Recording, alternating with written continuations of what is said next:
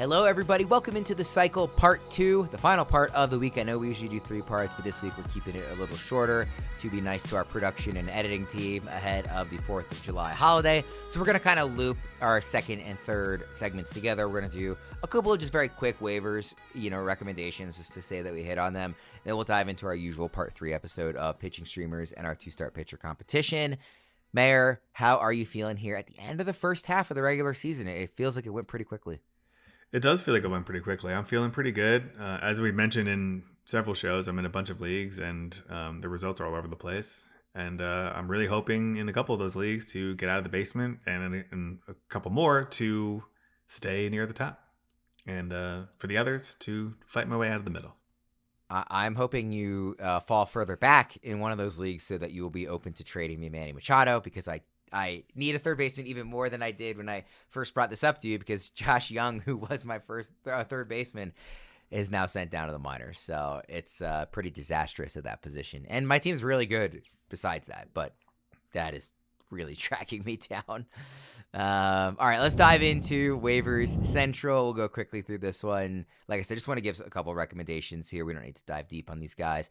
My favorite hitter, I have Otto Lopez, who is 44% rostered in Yahoo, 26% rostered in ESPN, and 53% rostered in CBS.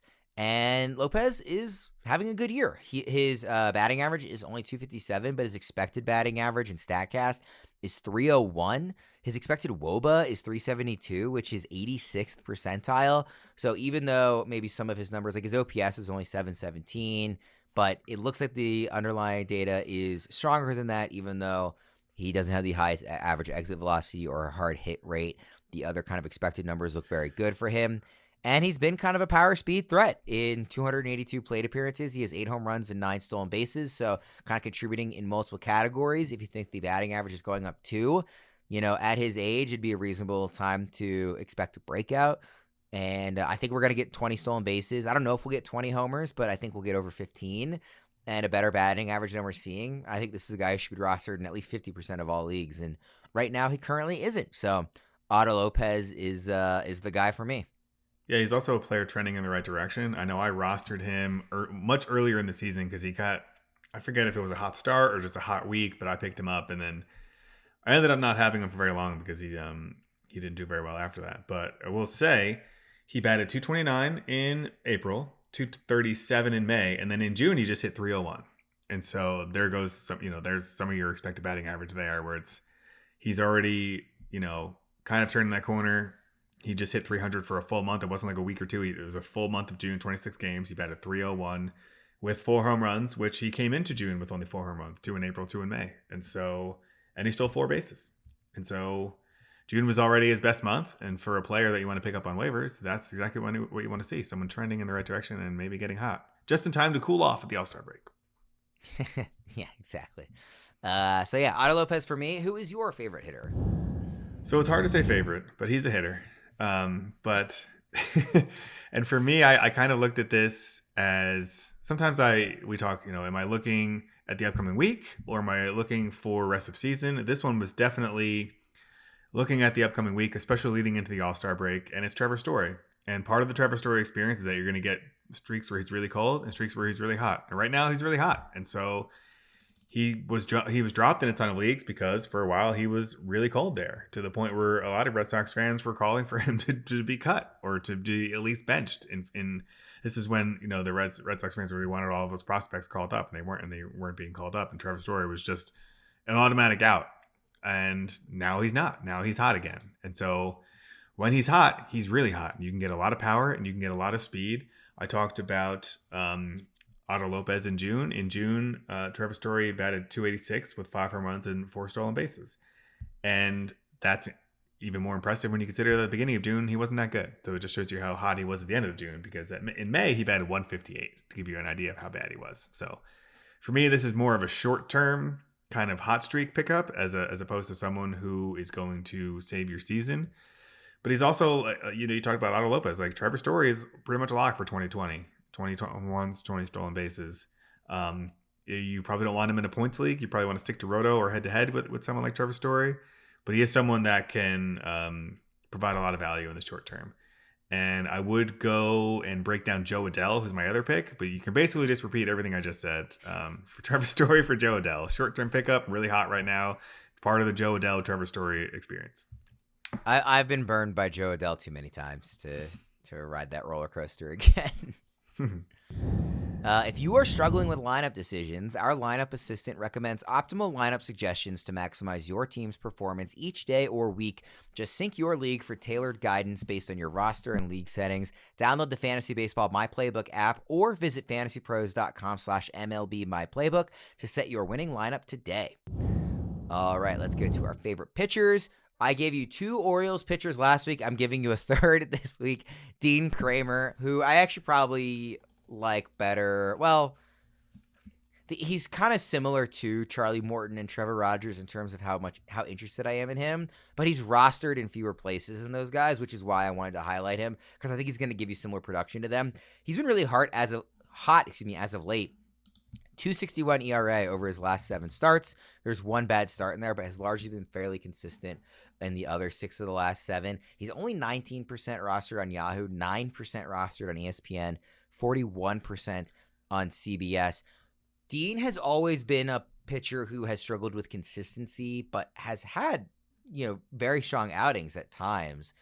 Maybe he's getting a little more consistent now. I'm not saying this is somebody that you want to hold on to if he gets on a cold streak again, but I want to pick him up while he's hot and then just be willing to drop him if needed, if he has a dud or two, or if I want to stream somebody else. But I want to pick him up for now. He also gets to start against the Marlins next week, which is appealing.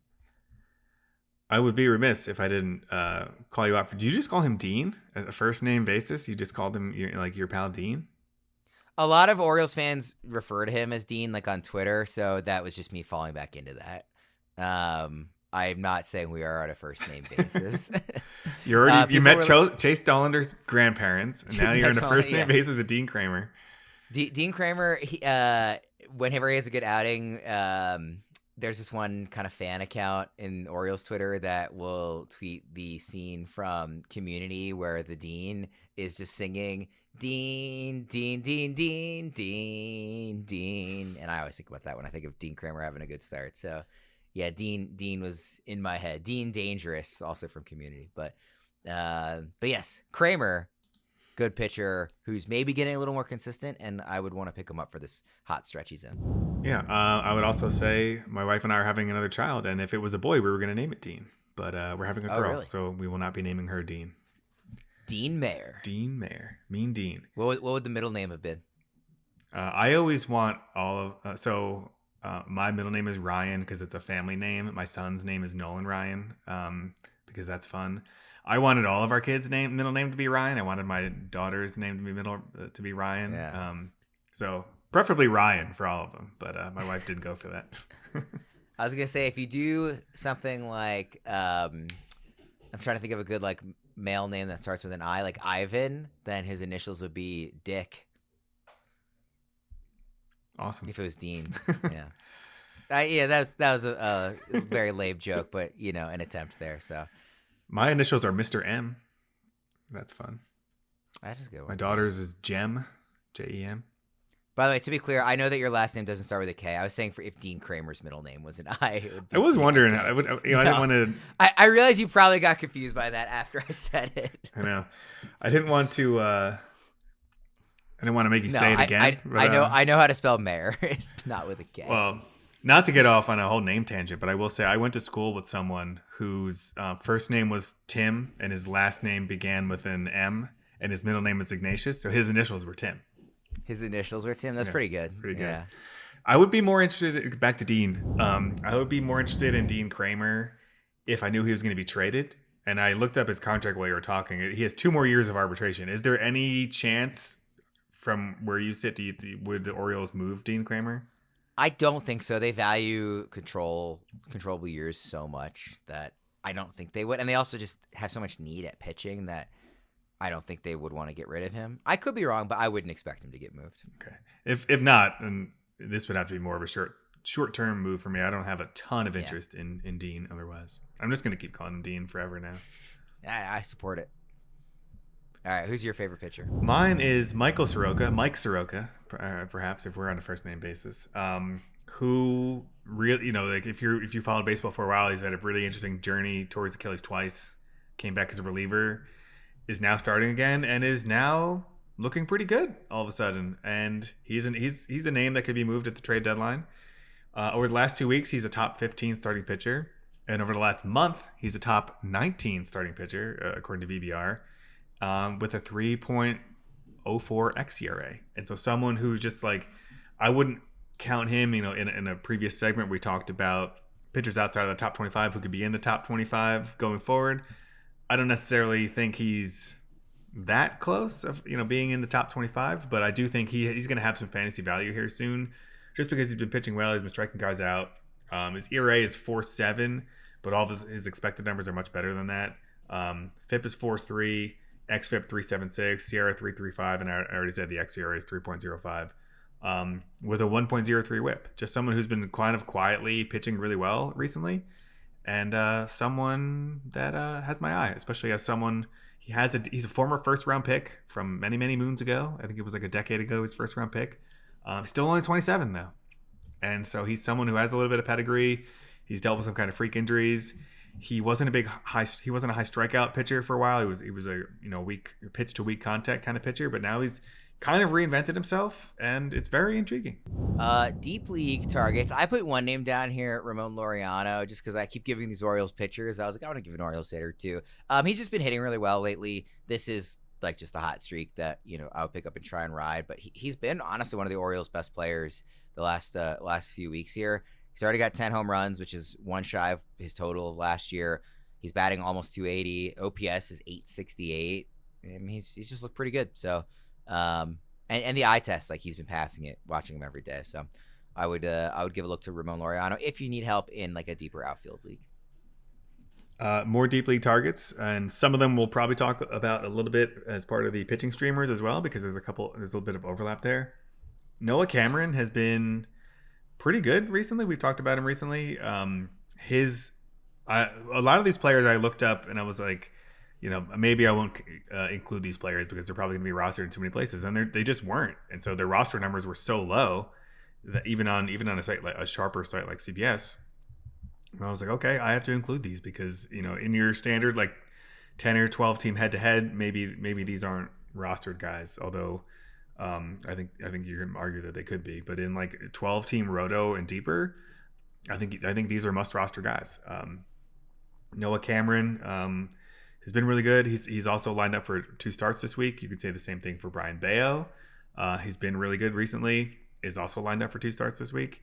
Both of those, I think, even if you're streaming pitchers in a deeper league, or if you need extra pitching in a deeper league, I would take a look at both of those guys. And then we already mentioned Joe Adell, but his roster numbers, probably because people are like you and like me, they've been burned too many times by Joe Adell. Although I've never been like that interested, and so I haven't been burned as much as others. But he's someone who's hot right now, and there's a lot of value in just like riding a hot hitter. And it's the kind of thing where you ride him if he's hot for a week or 2, 3 weeks. If you get 3 weeks out of him, great. And if they cool off, you just drop them and you move on. And you're not like married to these players. But yeah, that's the list. That's what I got for you this week. I love players that are very easy to drop. That's often the hardest part of waivers. Yeah. It's not who do I want to pick up, it's who do I drop to make room. So a player that I know if they're not playing well, I won't have any problem dropping. Very appealing to me. Yeah, Colton Cowser is another name. I know you mentioned him. I think last week. He's a deep league target. Yeah. You can. Jurickson Profar. He's an Oriole, so I mentioned. He's back from suspension. Yeah, Profar's a good one. Yeah. All right, let's go to the streamers for next week. You got some for every day. It looks like you have one day, as always, that we don't like anybody. Not Friday, surprisingly, but we'll get to that day when we get to it. Who do you got for Monday? Start us off. Not Friday, surprisingly.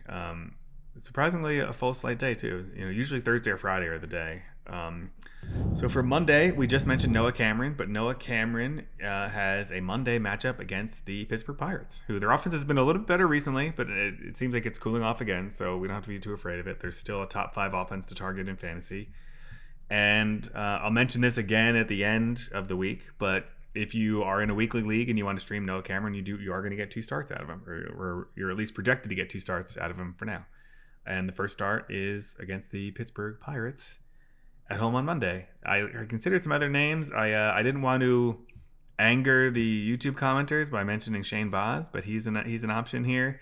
He is at Detroit though, and so as much as I just don't understand how the Tigers are good, and I think there's, if they were in a different division, I would predict kind of a second half fall off for the Tigers, but I think they're probably in a division they can hold on to. But still not an offense I want to target right now. Same thing, Landon Roop against the Phillies. I'm a little interested in Brady Singer against the Marlins, but I'm much more interested in Noah Cameron. Brady Singer, I think, has a lower floor and probably a lower ceiling than Noah Cameron. Also, Jansen Junk is pitching. Don't have a ton of interest in him, but very fun pitcher name, Jansen Junk. So, worth rostering for name value alone if your team stinks. On Tuesday, Jose Soriano against the Texas Rangers, another top 5 offensive target in fantasy. He is the name that stuck out to me the most. But also, Eury Perez is surprisingly not rostered in a lot of places. His consensus roster percentage on FantasyPros is only 11%. That's way too low for someone who has that kind of talent. He is at the Reds, so not necessarily the lineup I want to target, not the ballpark I want to target, but he's the kind of pitcher you could pick up and stream and keep for several weeks, or maybe even keep for the rest of the season. So he's, as much as he's a streamer, he's also a potential stash for me. So I would consider picking up Eury Perez, especially Jose Soriano is fine, but he's nothing more than a streamer, whereas Eury Perez could potentially be very valuable for you in the second half. On Wednesday, Eric Lauer been pitching very well, and he gets the White Sox. And so that was the name that jumped out to me immediately. There's a surprising amount of pitchers that you could target on Wednesday, but that's the name that stuck out to me the most, who's most likely to be available and also has a good matchup. I also wrote down Lucas Giolito against the Rockies. The Lucas Giolito experience has been a little interesting this season, so it's kind of tough to trust him, although he has been better. But I have been burned by Lucas Giolito, so I'm not really racing out to trust him. But if you want the innings, Giolito. There's a ton of other pitchers. There's Verlander, but he gets the Phillies. I'm staying away from that. Kumar Rocker gets the Angels. I'm still a little nervous about Kumar Rocker. Same thing with Lance McCullers. There's been some very good Lance McCullers and some very bad Lance McCullers, and I'm not ready to get back into bed with Lance McCullers. I do like Dustin May against the Brewers as well, though. We're about halfway. You have any comments on those before I keep going? No. No? Okay, perfect. No, I don't have anything that I really disagree with you on, so I didn't feel the need to add anything. But I think most of your picks have been the correct ones for those days so far. I'm so glad I could appease you. Thursday, I just mentioned him in the waiver section, but Mike Soroka. So if you're going to pick him up for waivers, you might as well pick him up and stream him as well. So Mike Soroka, not the best matchup against the Cardinals in St. Louis, but it doesn't scare me.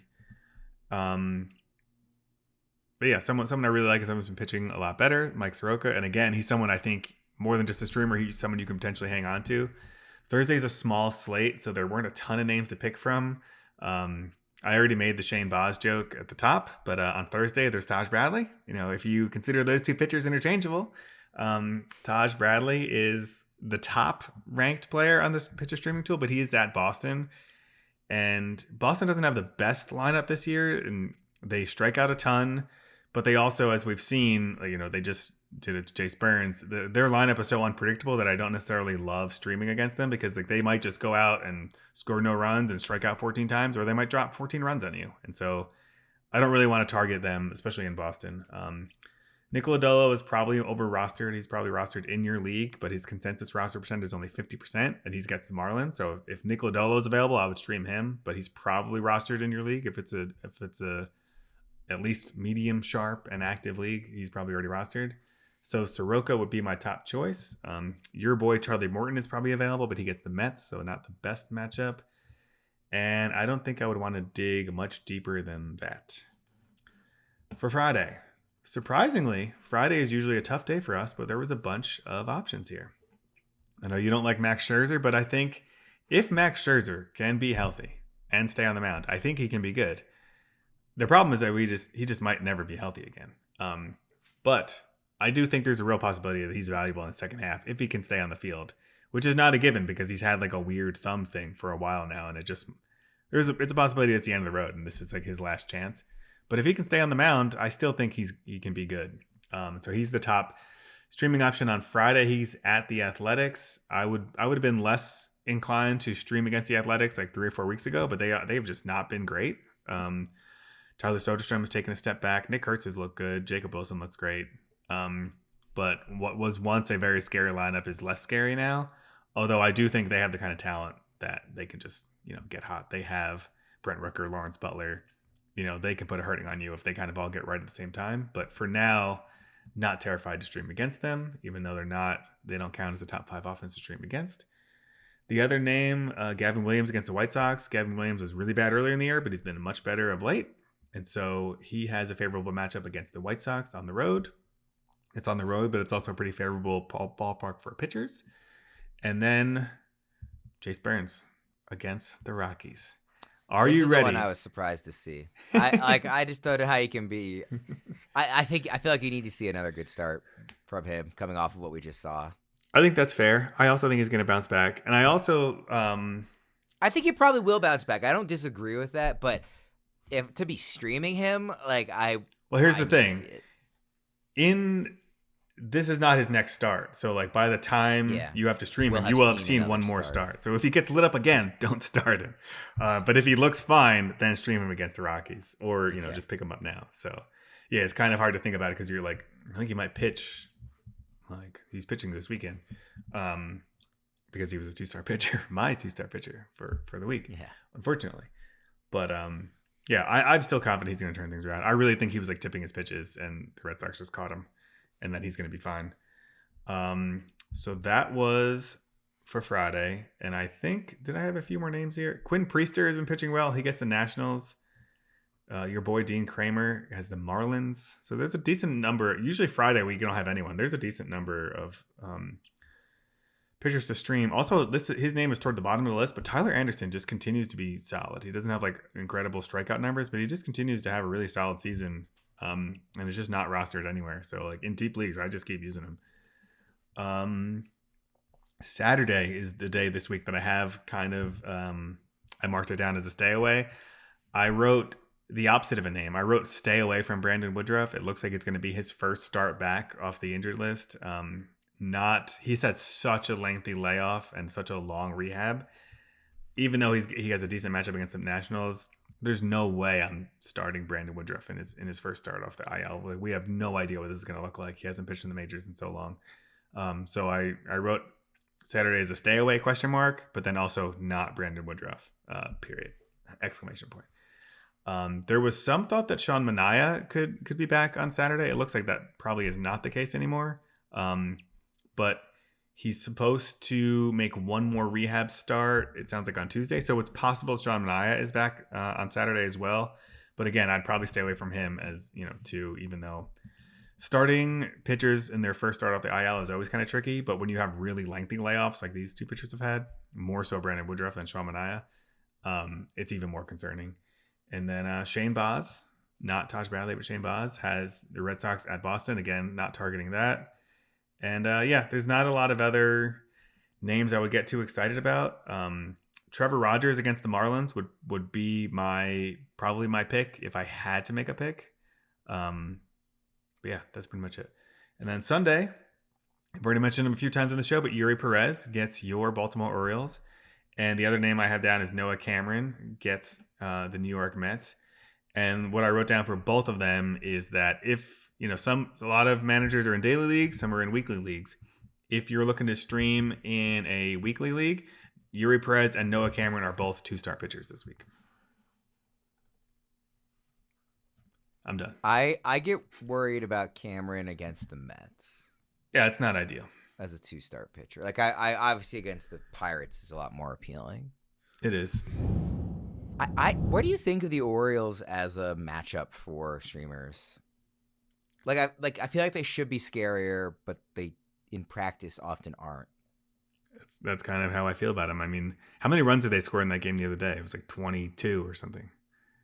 Yeah, but that was half their runs for the week. Yeah, I know. They do have that in them. I mean, the Red Sox are similar in that the lineup is just not great until one day it is. Yeah. All right. Let's go to our 2-star pitcher competition. So first of all, this current week that's going on, I have Garrett Crochet, you have Chase Burns. Do we want to just give me the win now? Or, I mean, that was as bad a start as you could have gotten from Chase Burns to kick things off. It's about as bad as it gets, yeah. One out. He got out and gave up 6 runs. The last completed week, I actually think, is the closest matchup we have ever had in this competition. Really? And I don't know. Like, I borderline just want to give it a tie. So you had Brian Wu and I had Ranger Suarez.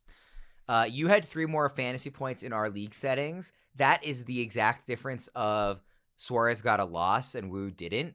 But Suarez's loss came in a game where he gave up 1 run in 7 1/3 innings, and it was just like the Phillies scored 0 runs. So it hardly seems fair to, like, if that's the difference in the matchup when he really shouldn't have gotten a loss, to give him the loss. If you look at not the win-loss record, but just the actual, like, stat line, Suarez had 14 2/3 innings, 8 hits, 2 earned runs, 3 walks, 15 strikeouts.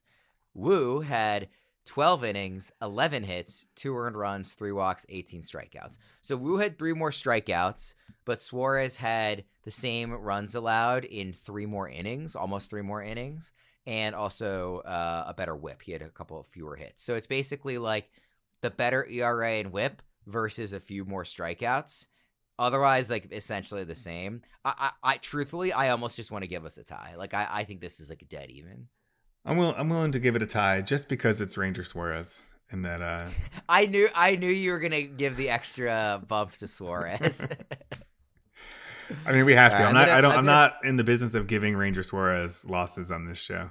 Yes, I'm going to officially lock it in as our first ever tie in the 2-start pitcher competition. So it is now 5-4 to 1 you, but I'm likely to win this week. So it's likely to be 5-5 with 1 tie going into this upcoming week. Remember, even though we are 11 completed weeks in, we skipped 2 weeks ago because both pitchers that we picked only ended up starting 1 game each. So we did not count that week. So that's why we are kind of a week behind here if you're doing that math, which I'm not sure if anybody was.